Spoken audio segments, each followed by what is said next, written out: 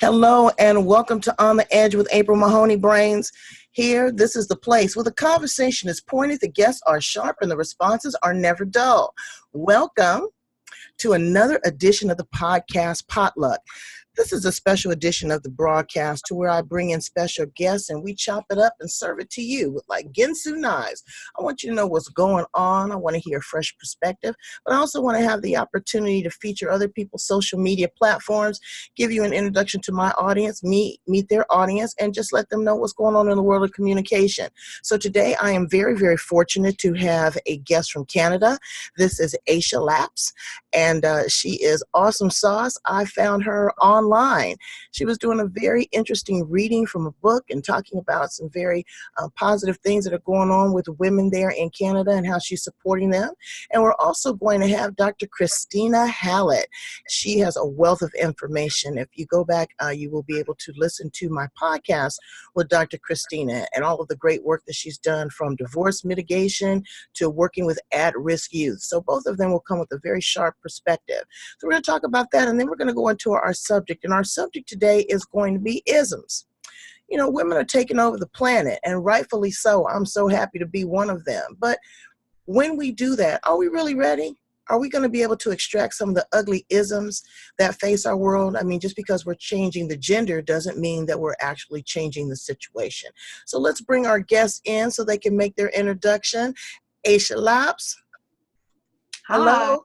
How are you? Good. How are you? Fine. Fine. Thanks so much for coming on the edge all the way from Toronto, Canada. Tell my brains a little bit about you and who you are and what you're doing in the world.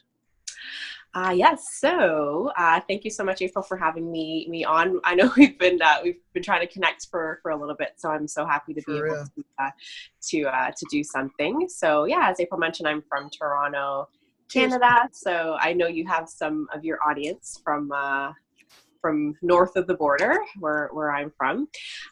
So yeah, a couple of things that I do. I'm a flight attendant, so I travel quite a bit.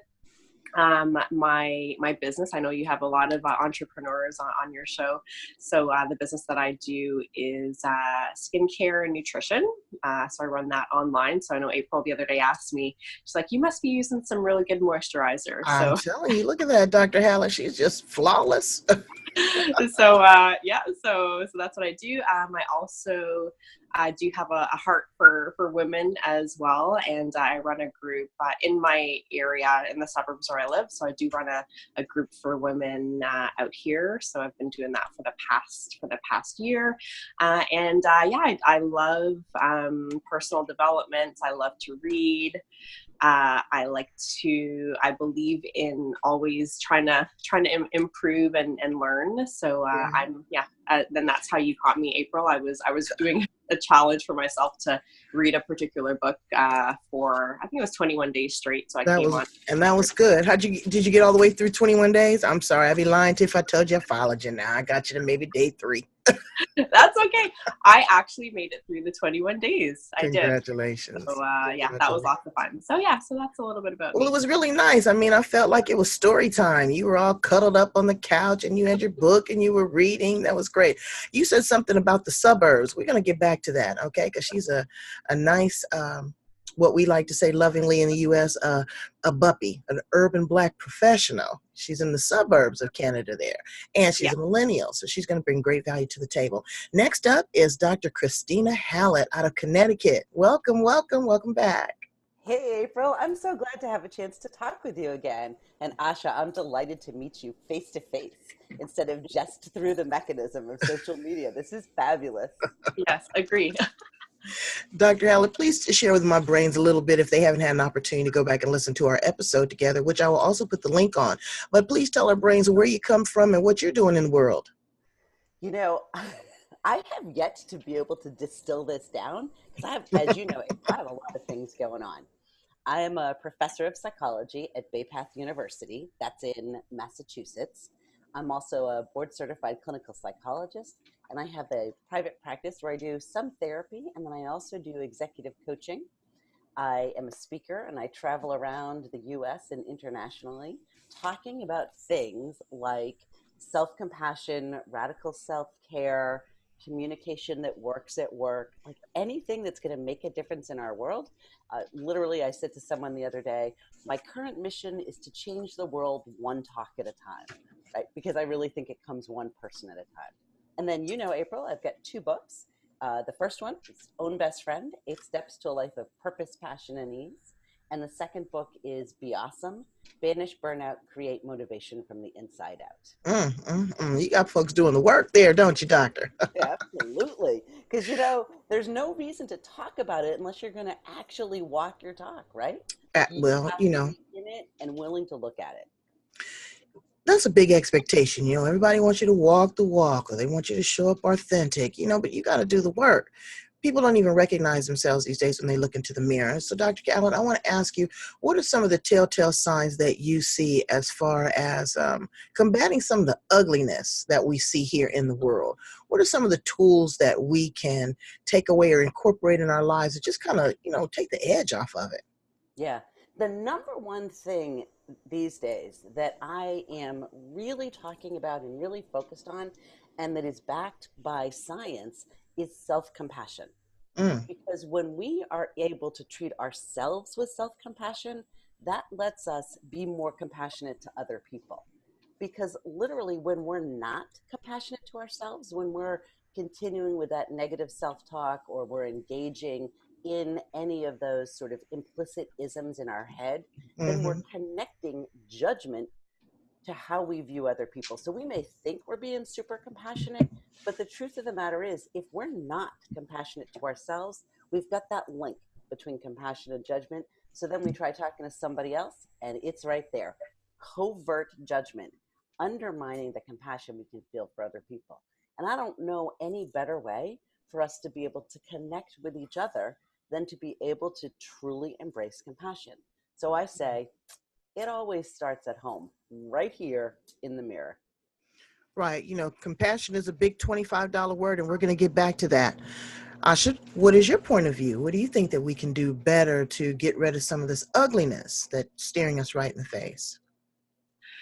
Oh, that's such a great question, and totally agree with Christina. I think that when it's interesting because when people treat other people in a not so nice way, those of us, or people who are kind of a little bit more mature, more developed, are able to kind of clearly say, oh, that's their stuff. That's not my stuff. Oh, so, no, that's not how I show up in the world. For some people, they can easily look at somebody who's really upset or somebody who's really nasty and say that has nothing to do with me. But I think it takes a level of maturity to not get offended and things like that. Right. I think really understanding, and when you talk about things like all of the isms, I think it's believing that everyone is intrinsically believing that everyone is entitled or able or supposed to have or is allowed to have what everybody else has. So when somebody thinks that they're better than somebody, or people maybe believe that they're less than somebody, I think that we all want to, everybody I think or hope wants to lead a good life or have nice things or be fulfilled, and that for people to believe that everyone deserves the opportunity to. Well, that's very optimistic of you, young millennial from Toronto, Canada, because I'm telling you, that's not the real deal, okay? That's not how people are showing up. That's what we believe in our own mind that they want, but is actually doing the work. And you know what? Believe it or not, there's some people that don't want that. Some people want discord. Some people want distraction. Some people, they get off on that. I had a boyfriend a long time ago, loved to argue. Girl, that was a short-lived relationship. I was like, I'm used to cuddling and kissing, and you want to scream and holler over the remote control. Oh, no. Yeah, that's right. Hit the road, Jack. So it's really showing up all over the place. It's showing up in our schools. It's showing up in our homes. All of these mass shootings here in the United States. People are really letting we don't do that up here. I know. Right. I know. Let me tell you the cool part. Very interesting topic, but yeah, we don't do that over here. What is gun? Let me ask this really quick. What is gun control like that? Can anybody just have a gun? I know there's a lot of hunting going on. I know when I used to work in Canada, I was in the western part, Alberta and Calgary, so there's a lot of farmland. Do you guys, are you able just to have a gun? No. Really? No. Wow. No. Maybe unless you're out north or you're hunting in certain places, but not just anybody can just be walking around and carrying that. That would be illegal. Dr. Christina, what's going on in Connecticut? Can you just have a gun permit? Can anyone? Well, you're in America, so you have the right to bear arms, but can you carry a concealed weapon and all that? Absolutely. Yes, you can. You go and apply for a permit, you get fingerprinted, and you have to sign an application that says that you have not committed a felony. I do believe that there is, in fact, that kind of background check, because if you've been convicted of a felony, you can't. And then the other question that you have to answer, which is always sort of interesting to me, is whether or not you've ever been hospitalized for mental illness. Which, right. You know, I can understand where that comes from, but I got to tell you, it sort of sticks for me, because I think that adds hugely to the stigmatism of mental illness. And you know, it's typically, it's not somebody who's been depressed and maybe been in the hospital, or who's had significant post-traumatic stress disorder, okay, and been suicidal. Like, that's not the person who's going around and saying, well, let me just I'm so depressed, I think I'll go get a gun and right. Random. Yes, there can be mental health things that are involved, but I think that we forget so much that we're all human beings. And right. as human beings, we all have very similar struggles. And they may show up differently for different people, right. But that's the rule. Well, I mean, you know what? If you don't ask, how are you going to know? Honestly, it's not something that you can see. You know, somebody's got a debilitating arm or leg. You can kind of see that physically. If they've lost an eye, you can see that. But inside their head, they're trusting on you to say, you know, yes, I've had this situation, but you know, it's awful. So beyond that, let's get back to the subject at hand. Now, women are taking over the planet. Yay! Pump up for the sisters, everybody. Hey, let's high five through the screen. Woo! All right. And I'm so glad to see women at the forefront. But my concern is, and the topic of our conversation today is, how are we showing up? You know, just because we're changing the gender in the boardroom, in Congress, in the workplace, are we changing the isms that come along with it? You know, because I'm going to be real honest with you, brains and guests. I have been subjected to more isms by women in my corporate career than any man, be it sexism, classism, racism. You know, these women have tore me up. So what I want to do is I want to erase that. Since we're starting with a brand new palette, we're starting on a brand new foundation, I want us to talk about some of the things that are showing up in the world, and also some of the things that we should talk about so that we can create a better world. At least have the conversation. You know, people are not going to change overnight. That would be an unrealistic expectation. But if they have the tools and they have the information and they're willing and open to have that conversation, then I think that we can move forward. Would you ladies agree? Absolutely. Yeah. Yes. Okay. Yeah. So, Dr. Hallett, tell me, what is your position on that? What are you thinking? Well, let's start this way. Let's start with some of the things that are showing up. You see women that are in corporations right now, and they are looking to the older women for leadership. And I see older women reluctant to give it up, reluctant to mentor someone like Aisha, or to create a different paradigm or take their advice. Oh, those millennials, they don't know nothing. All they're doing is looking in their computers the whole time. They just, they're making this judgment.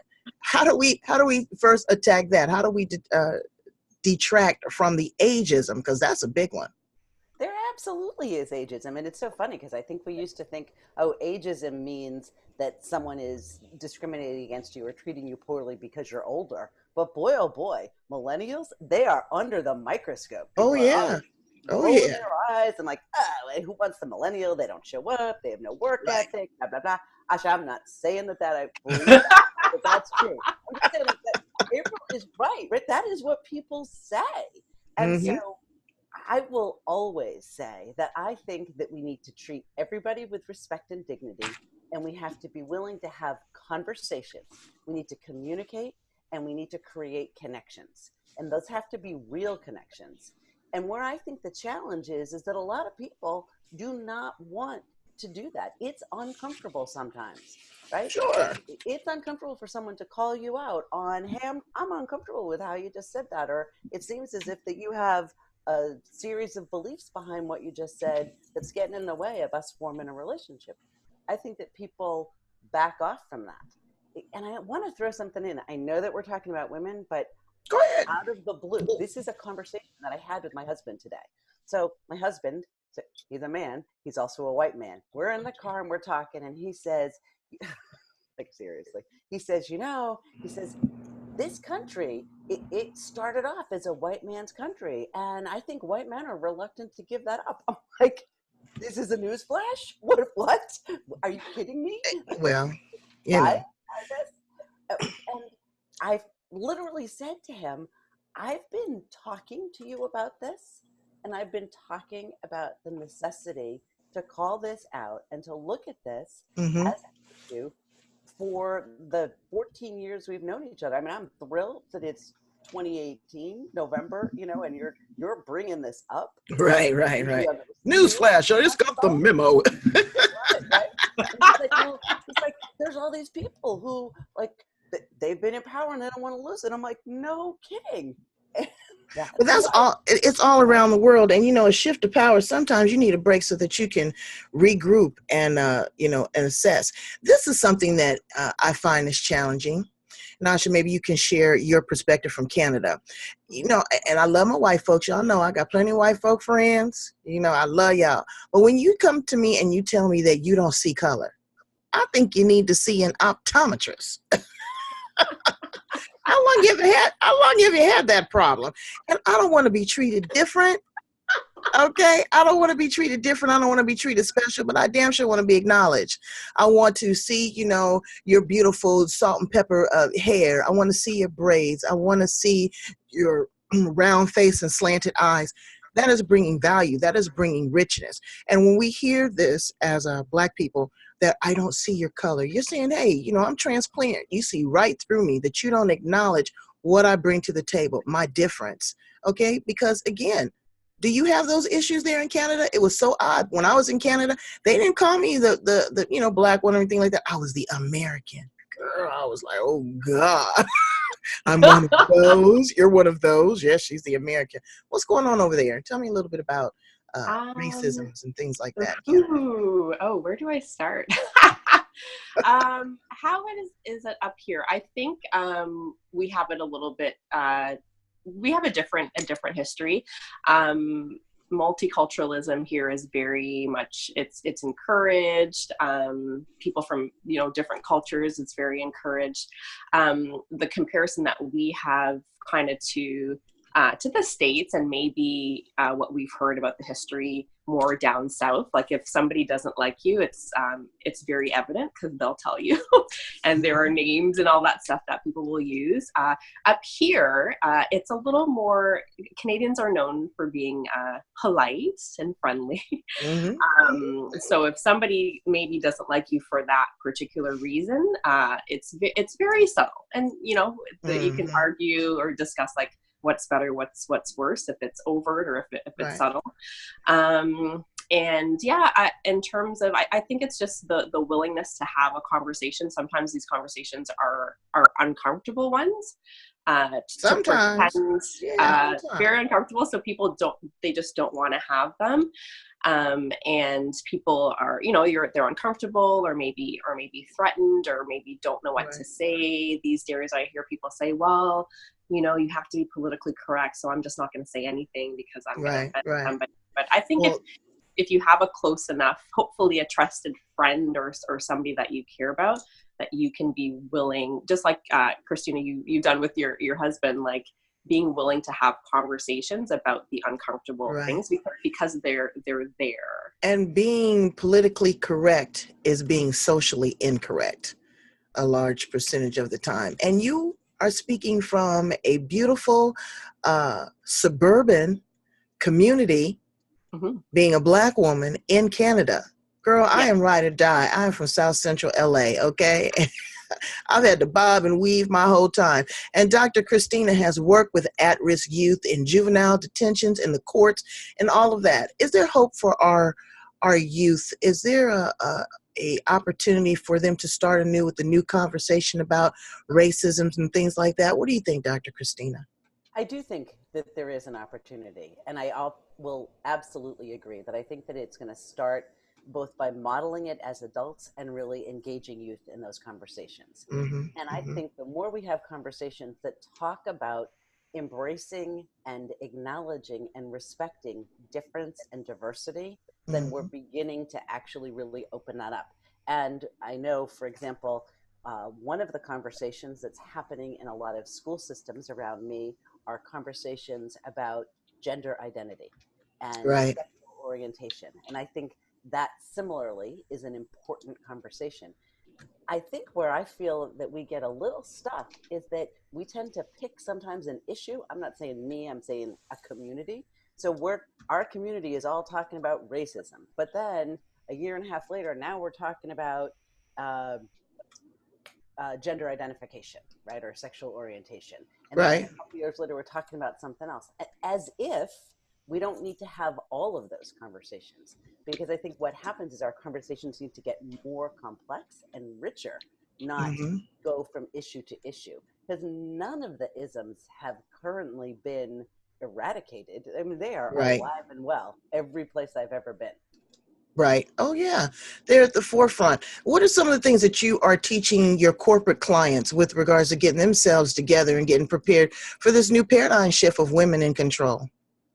Well, one of the things, obviously, is really this idea of how do we understand ourselves better, and then how do we communicate with all people, understanding and appreciating the differences that people are bringing. That forms a stronger weave, that's a stronger platform from which we can start. And so literally opening up those conversations. And at the same time, I like to work with people to say, the way that you communicate is that you listen. You're not so determined Absolutely. what you've got to say that jaw jacking. Exactly. Right? So you've got to be able to listen. One of the skills that I teach people is that whole idea of reflective listening. How do I keep it shut and keep tuned into what you're saying? And even if I have to make a note that I can come back to, so I can say, yeah, I love that point, or I'm not sure I agree. You engaged, right? You engaged in the conversation fully. Yeah, and they don't. They don't. They hear you and don't hear you, passive aggressive, because they don't want to learn. Aisha, do you want to learn? What is it? To learn. What do you think? What do you think it is that older women or more mature women hold in their toolbox that you could really gravitate to, that would make you a better woman, that would make you a stronger leader? What do you think we bring to the table? I think, and just going back to what Christina was saying before to add, I think sometimes when maybe a younger person, for example, might be coming into the workplace, you might have somebody that's, maybe more established, and there's that word of feeling threatened. Maybe that somebody might come in and take their job or take their space, or so I think that I feel like I can always learn from somebody who's been around longer than me, who has more experience, more life experience, has been just by reason of being here longer, you've obviously been through more challenges. So I think there's just like a wealth of knowledge and wealth of experience, and hopefully there's a lot of women that I grew up with in my community. So my parents are from Antigua. So Antigua is a small island in the Caribbean, and a lot of we see you, man. We see you. So a lot of friends that we grew up with doing community things here. So I have a lot of women who are older than me, who I grew up with as second moms and aunties and things like that, who there's just a love for me that they have for me to do well and encourage me and things like that. So that's what I'm used to sort of used to getting from them, and always they have a word of wisdom, and I'm all ears. Or a good plate of rice and beans. Let me ask Yeah. you one other a quick question. You are working with other Black women in Yeah. Canada, and you have your own social circle and social group. Tell us a little bit about that. Yeah, so a year ago I started a group, so it's called the Black Queens of Durham Region. So April, you were looking at some of my pictures, you're like, why are they wearing purple? They're beautiful, So, beautiful brains. I started that group because so Toronto is our main, sort of our main city, and then I live outside of Toronto, and I grew up here most of my life. And what I started realizing was that every event, everything that we went to was all in the city, and there was nothing much out here for us. So I kind of just put a call out to a larger group I'm a part of to say, hey, does anybody live in the Durham region? Any Black women? And do you want to connect? And realize that there was a huge cry, because there's so many of us out here, but we don't really connect. It's Right, kind of right. You go to work, you come home to your house, and people were really feeling isolated. And you know, there are again a lot of issues that are unique to us, the challenges that we understand, and there was a need to connect and build those really just meaningful connections that I think are important for women to have. They are. And and I thought it was going to be a little thing, and it really became something pretty huge. Yeah. So so in the last year we've been doing that, and a great response. And those are the pictures you saw. And Dr. Christina, what is going on there in Connecticut? You know, I love that, but that's a pretty vanilla kind of town too. You know, so what is going on to navigate the landscape there and to incorporate some diversity and, you know, really bring to the forefront what women are doing? What are they doing in corporate America? Yeah, so one of the things that I try to do personally is to participate in events that are going to be utilizing other diverse professionals. If it's a space that's just going to be a white space, I don't really want to be there. I don't think that I'm going to have the effect that I need to have, because already so many of my fellow sisters and human beings are not a part of the equation. That has to be. So from my perspective, that's one of the approaches I have. Now, the town that I live in, it's a small sort of rural farm town. And we're half an hour from Hartford, which is a city, very racially diverse. We're about 2 hours from Boston and about 3 hours from New York City. Okay. Not that and then Springfield's about 20 minutes from me, and that's pretty racially diverse. See, that's why you had to have that conversation with your husband, because you got him out there in no man's land, girl. You better move him in the city, get you a little apartment in the city. Yeah, but I got to say, I really like being able to have some trees around me. Like, it helps me decompress. Yeah. You know, so that's the thing. So the other thing that we do is we try to, and I try specifically to be involved in events and activities that are happening more in the city. So, for example, we've got a chapter of Dress for Success in Hartford.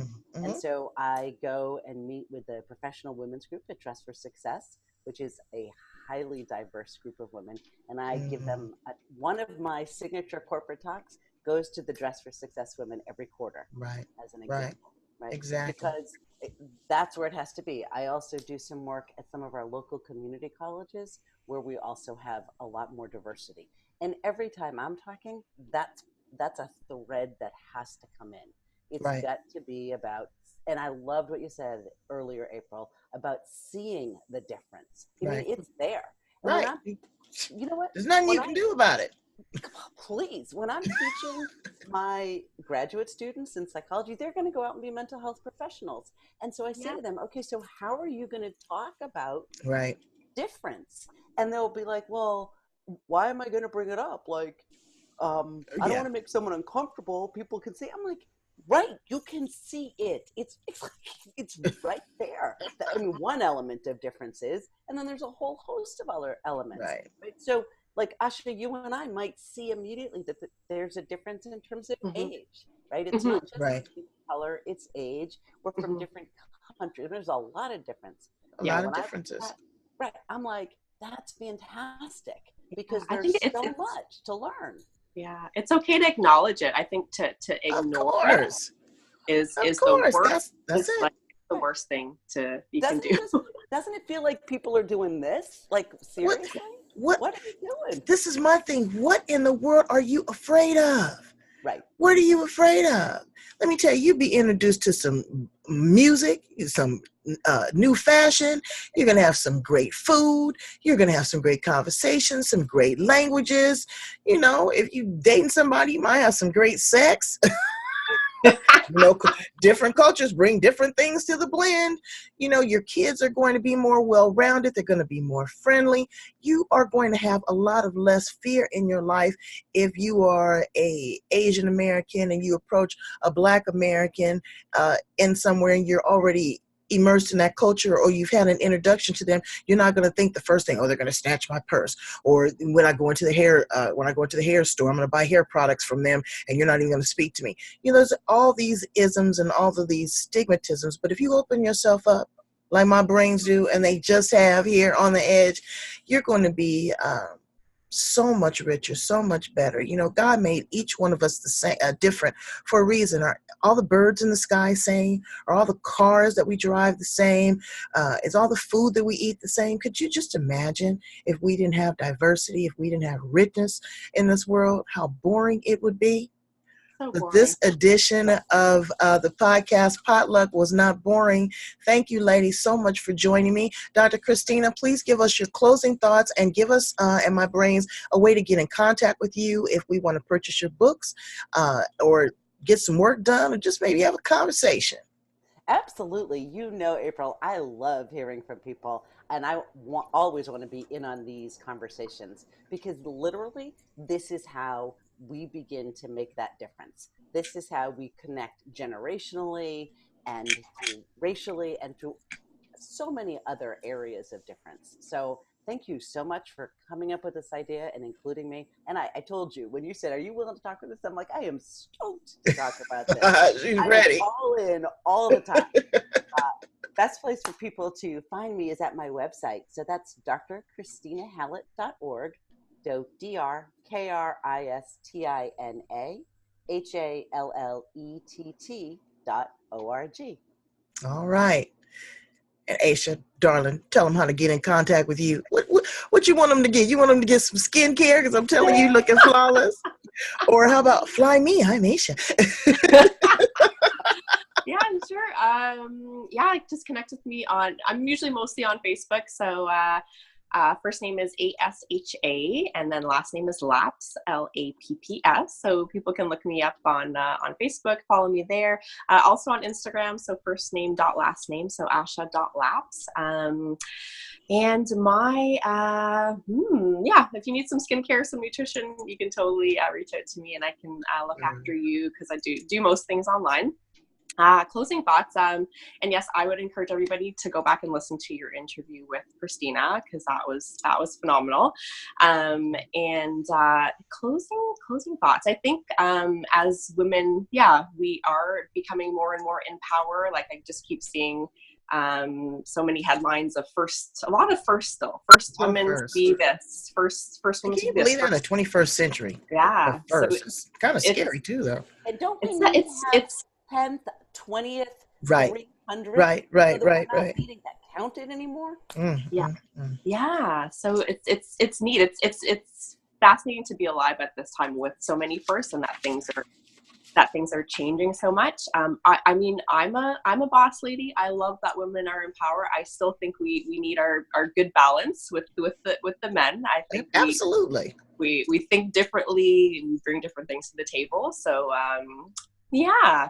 And yeah, just I think you know, power usually plays a role in a lot of in sexism and racism and things like that. So still watching who's in power as well, right, when these things happen. So sometimes you say there's, you know, oh, it's reverse racism or reverse sexism, but if somebody still is in power, right, is that really still the case? And then yeah, I loved Christina, you talked about just respect and giving people their dignity, and once again that everybody wants to live a good life for themselves, for their kids, for their families, and, Right.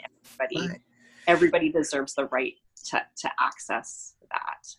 They do deserve the right, but you know what we have to do is we have to stare fear in the face. Mm-hmm. We got to feel the fear and do it anyway, brains, okay? Because it's going down, and black folks and other Mexican folks, they going to come across the border, and black folks is going to show up, and that's just the way it is. You know, you can't get a can of Raid and get rid of us. So you might as well.